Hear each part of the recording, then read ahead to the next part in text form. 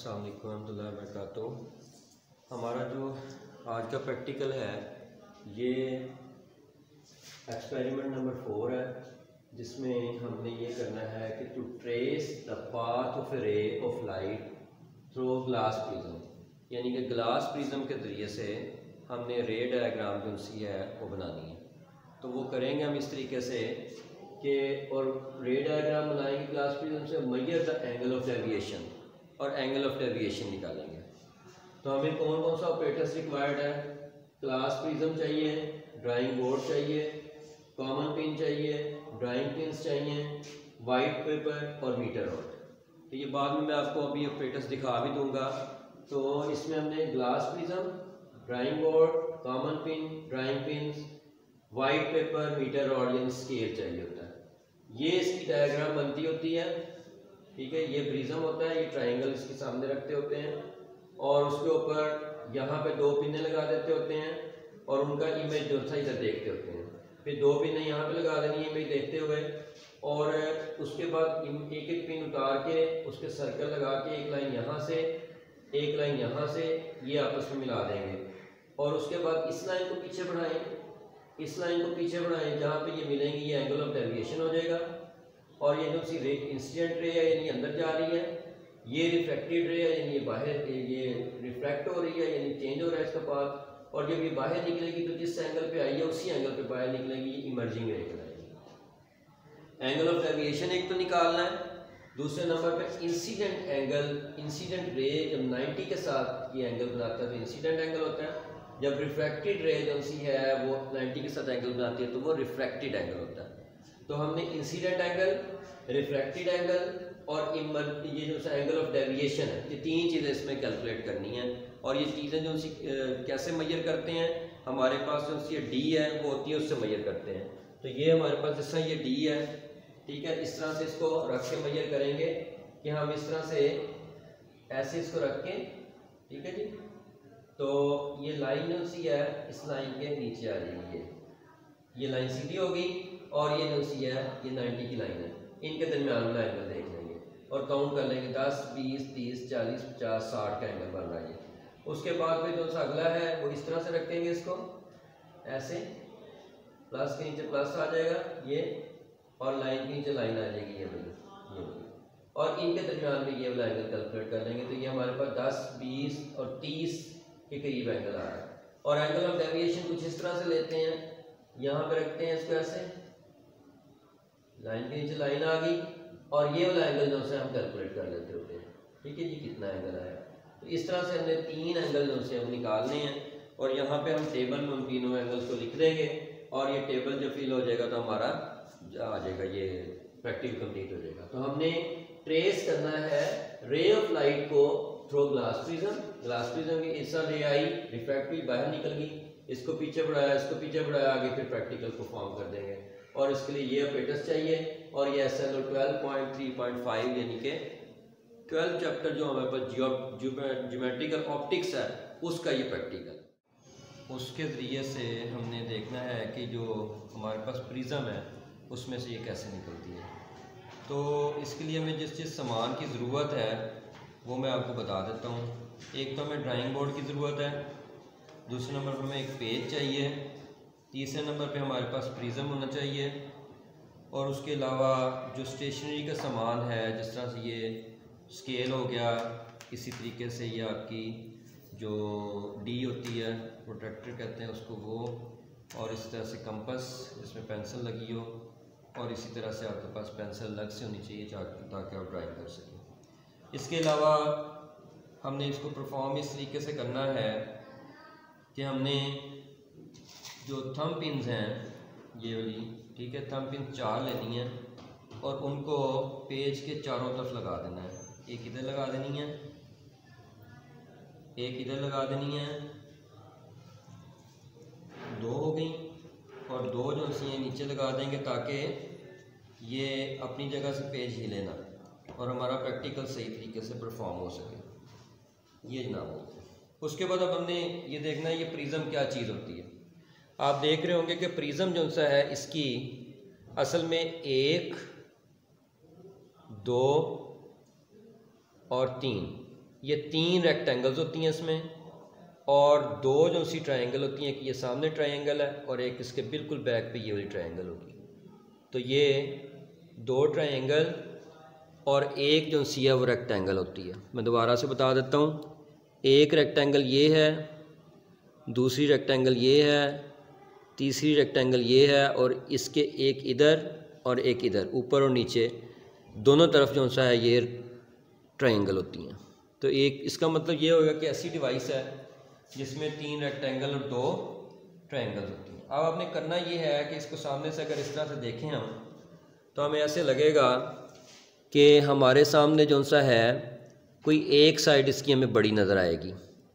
तो जो साइड आपको बड़ी नज़र आए वो आपने अपने सामने रख लेनी है। तो इस तरह से मैंने देखा, तो मुझे ये वाली साइड जो सी बड़ी नज़र आई, ये वाली साइड, तो मैंने इस साइड को अपने सामने कुछ इस तरीके से रख लेना है। देखिए आपको नज़र आ रहा होगा कि एक साइड एक रेक्टेंगल आपकी तरफ हो और दूसरी 2 रेक्टेंगल जो सी दूसरी तरफ हो, और जो से ये रेक्टेंगल दोनों मिलती हैं जहाँ पे, ये दूसरी तरफ आ जाए। अब आपने करना ये है कि इसको यहाँ पे इस तरह रख के इसकी बाउंड्री ड्रॉ कर लेनी है। पहले आपने इस बाउंड्री इस तरह से ड्रॉ करनी है कि ये अपनी जगह से हिले ना। ये जो सा आपका प्रिज्म है ये अपनी जगह से हिले ना।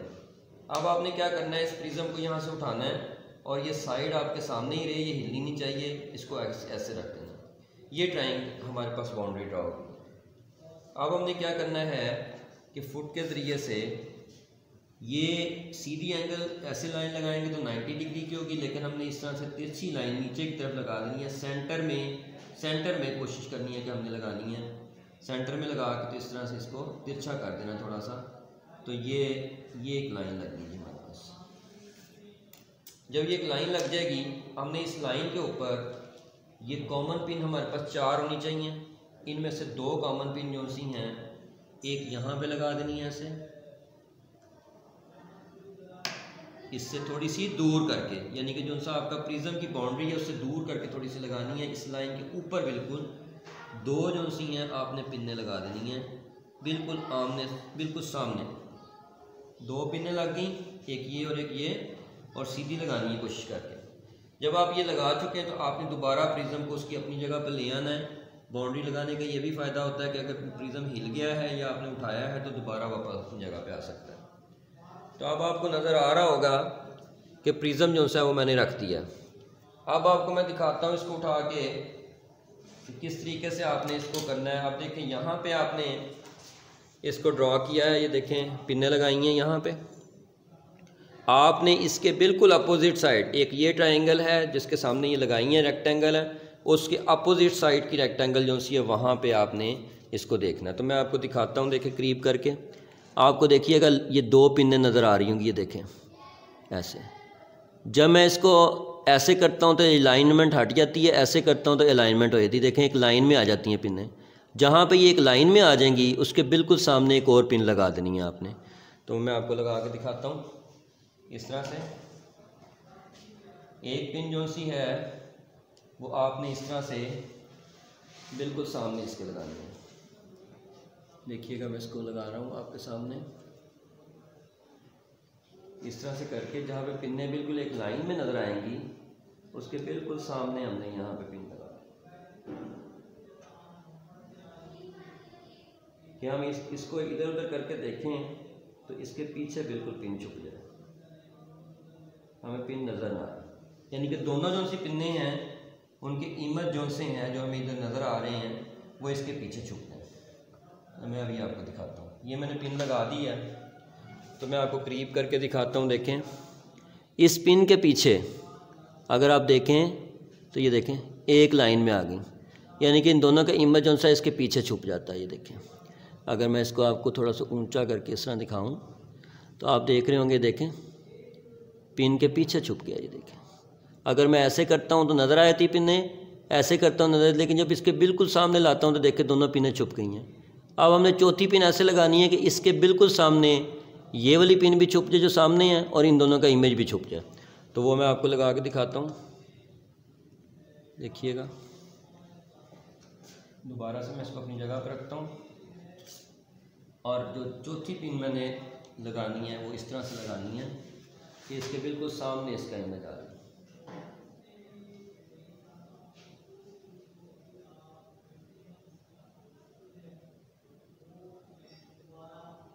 ये जनाब चौथी पिन जो सी मैंने लगा दी है। चौथी पिन लगाने के बाद भी मैं आपको दिखाऊंगा कि किस तरीके से चौथी पिन के पीछे तीसरी पिन छुप जाएगी और तीसरी पिन जो सी है उसके पीछे जो बाकी दो इमेजेस नज़र आ रहे हैं वो भी छुप जाएंगे। तो मैं अभी आपको दिखाता हूँ, ये देखिएगा।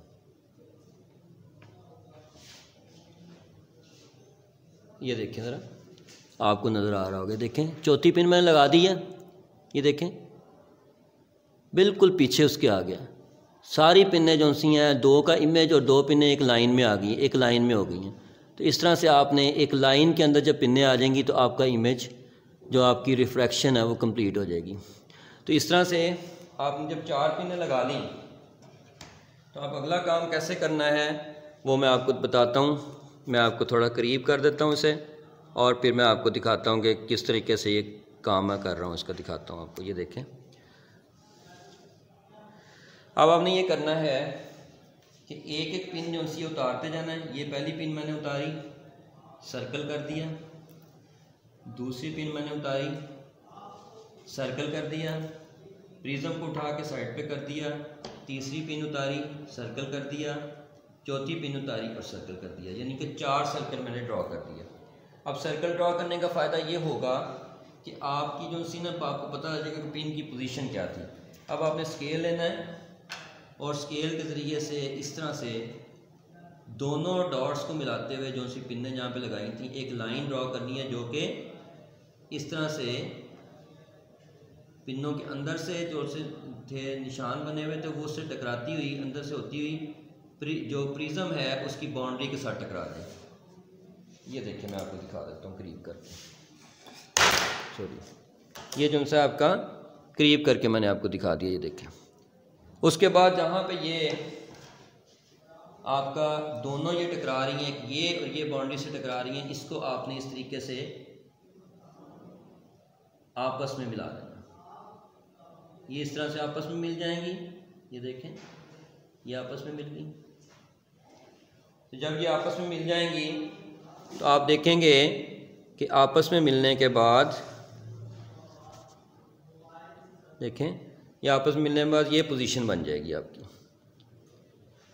ठीक है जी, ये पोजीशन आपकी बन गई।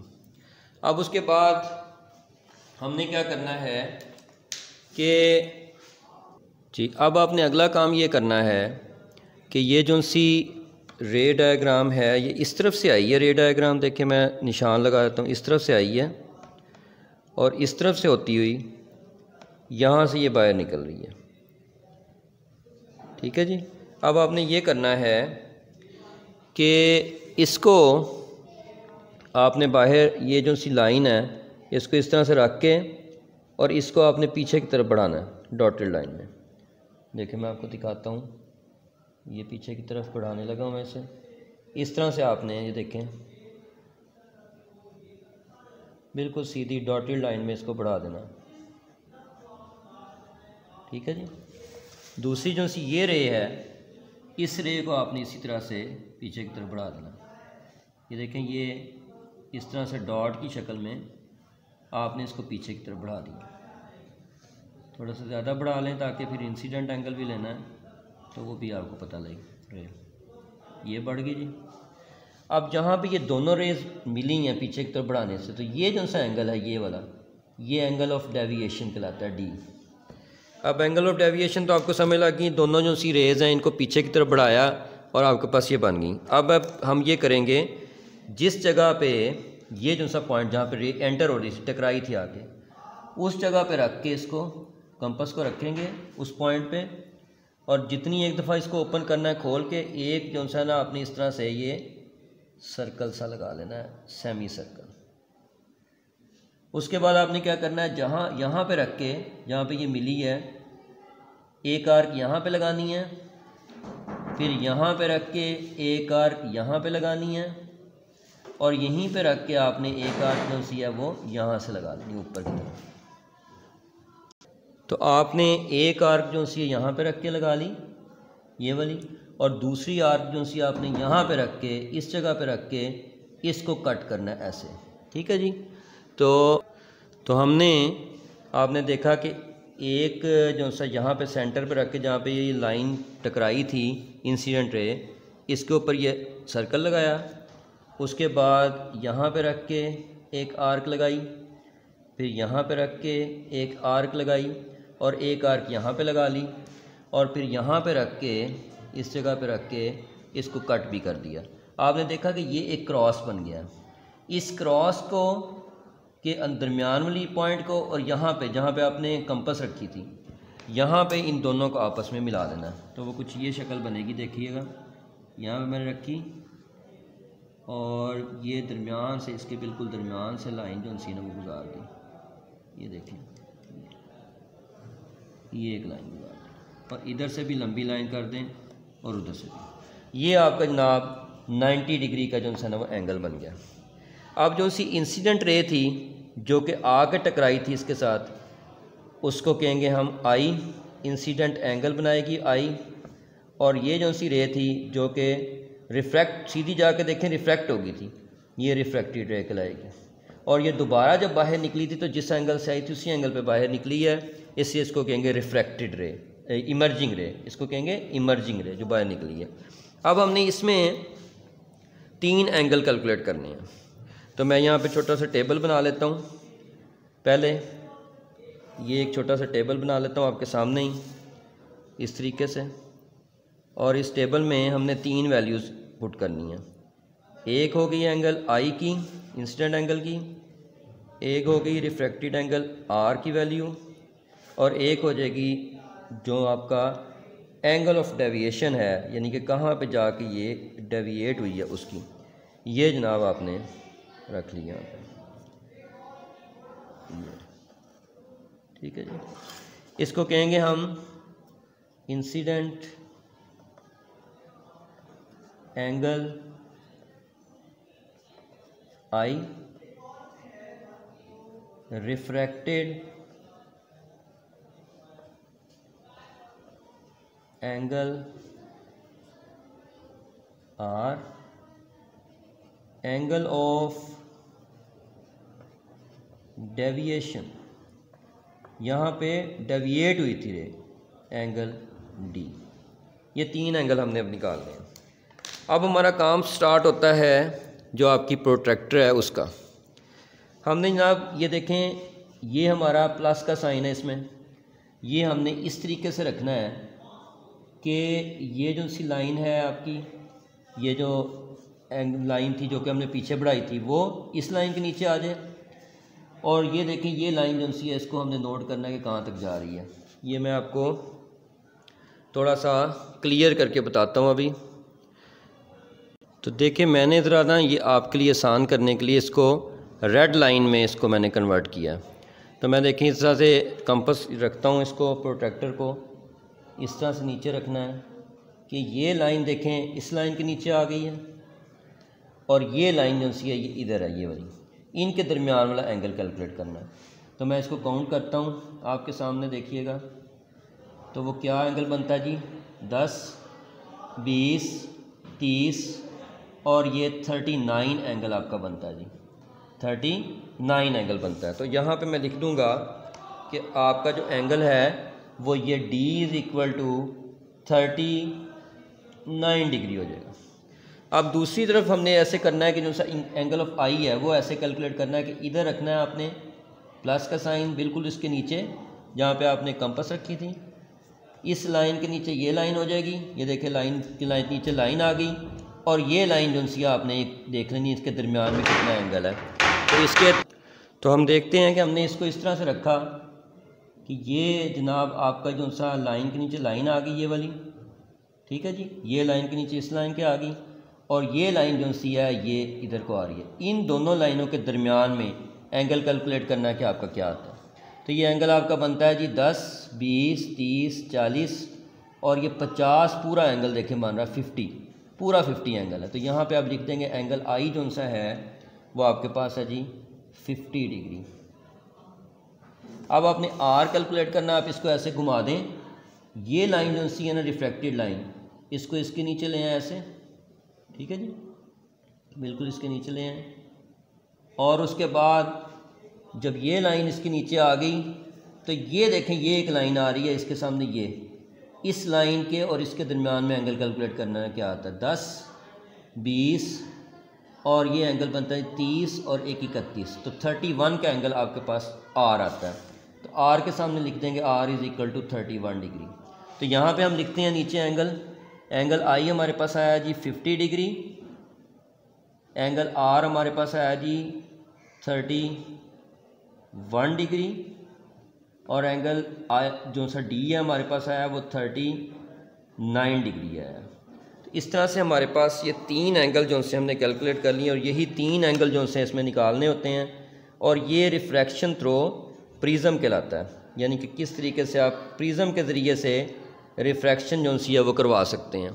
तो वो जब रिफ्रैक्शन देखें कैसे हो रही है, लाइन आती है लेकिन ये स्ट्रेट नहीं जाती, बल्कि ये इधर को डाइवर्ट हो जाती है, डेविएट होकर फिर जब बाहर निकलती है तो फिर सीधी नहीं जाती बल्कि फिर डेविएट हो जाती है। तो जिस एंगल से ये आई है उसी एंगल पे बाहर निकल जाती है। तो ये जो सी है ये रिफ्रैक्शन हुई है, जो सी उसने अपनी पाथ चेंज किया। तो इस तरह से हमने इस लाइन को पीछे बढ़ाया, इस लाइन को पीछे बढ़ाया, इसके दरमियान एंगल निकाल लिया एंगल ऑफ डेविएशन, फिर 90 डिग्री का एंगल यहाँ पर ड्रॉ किया। इंसिडेंट रे जो सी है ये इंसिडेंट रे है, इंसिडेंट रे ये 90 डिग्री के साथ इंसिडेंट एंगल बनाती है। ये जो सी रे है ये आपकी रिफ्रैक्टेड रे होगी, ये रिफ्रैक्टेड रे जो सी 90 डिग्री के साथ रिफ्रैक्टेड एंगल बनाती है, और ये जो बाहर निकली है ये इमर्जिंग रे होती है जो कि इमर्ज करवाती है। तो इस तरह से हमने ये प्रैक्टिकल परफॉर्म किया है। तो इसमें हमने 3 एंगल जो से है वो निकालने होते हैं। तो उम्मीद है कि आपको ये प्रैक्टिकल समझ में आ गया होगा। ये प्रैक्टिकल का नाम हम इस तरह से दे सकते हैं कि जो रिफ्रैक्टेड रे है या इंसिडेंट रे है उसको हमने देखना होता है। इसमें रिफ्रैक्शन थ्रो प्रिज्म जो सी है वो कैसे होती है, तो मैंने आपको प्रिज्म का बता दिया कि क्या शेप होती है उसकी। इसी तरह से प्रैक्टिकल भी परफॉर्म करके बता दिया है। उम्मीद है कि आपको समझ में आ गया होगा। अस्सलाम वालेकुम रहमतुल्लाहि व बरकातुहू।